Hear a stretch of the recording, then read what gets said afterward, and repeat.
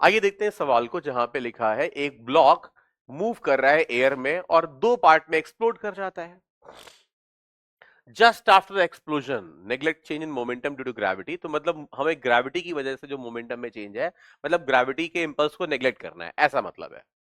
क्योंकि ग्रेविटी या फोर्स से जो मोमेंटम में चेंज आता है वो इंपल्स से ही आता है, तो अगर उसको हमें इग्नोर करना है मतलब ग्रेविटी के इंपल्स को इग्नोर कर देना है। अब देखिए लिखा है the total momentum of two parts must be same to the momentum of block before explosion. बात बिल्कुल सही है, क्योंकि अगर मोमेंटम कंजर्व्ड है, भाई एक ही एक्सटर्नल फोर्स है वहां पे, कौन सा, ग्रेविटी। और ग्रेविटी की वजह से जो चेंज इन मोमेंटम वो हम इग्नोर कर रहे हैं, इसका मतलब मोमेंटम वहां पे कंजर्व्ड होगा।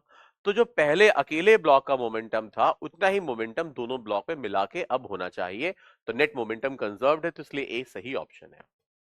फिर देखिए the total kinetic energy of two parts must be same. देखिए जब भी एक्सप्लोजन होता है, एक्सप्लोजन होने के बाद में उसकी इंटरनल एनर्जी, जो जो बॉम्ब या ऐसी चीज, किसी चीज की जो इंटरनल एनर्जी होती है, ठीक है, वो वो रिलीज होती है।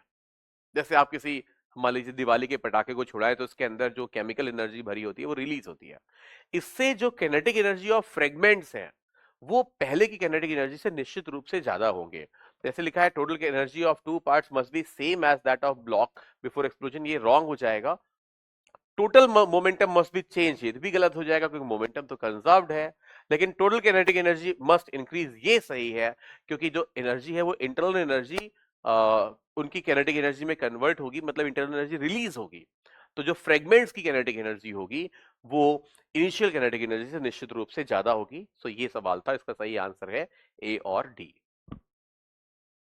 कॉन्सेप्ट यूज यहाँ पे अगेन कंजर्वेशन ऑफ मोमेंटम ही है, तो कंजर्वेशन ऑफ मोमेंटम लिख देते हैं।